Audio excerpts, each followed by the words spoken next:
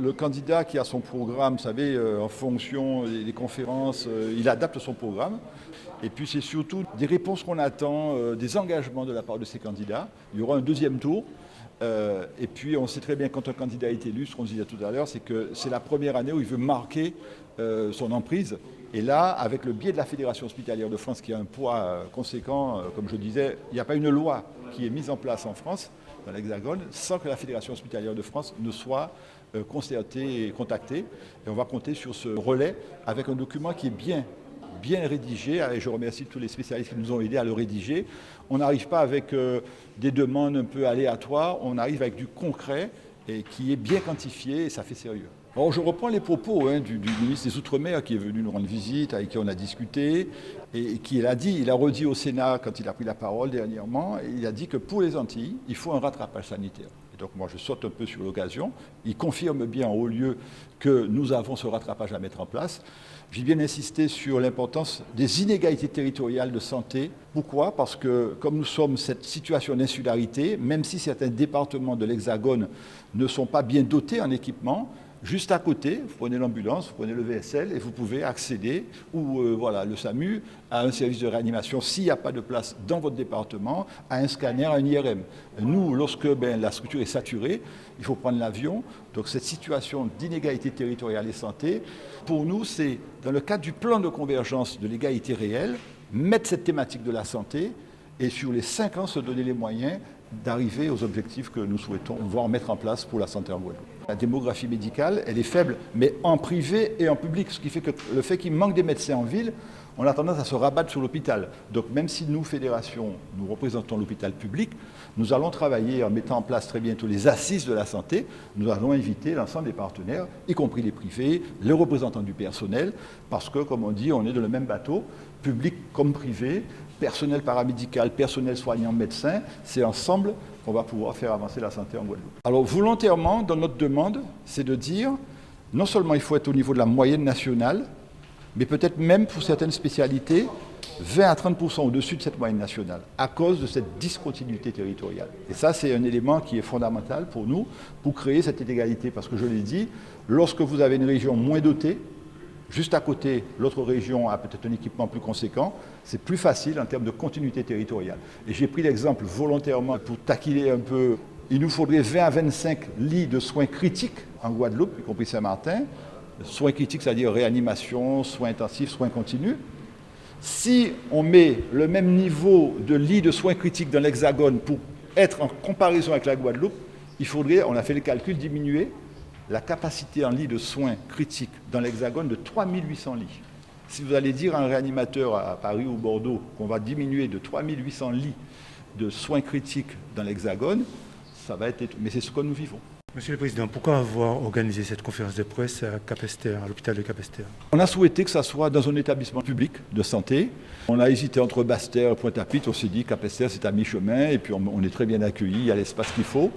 Donc je crois que c'était le bon choix.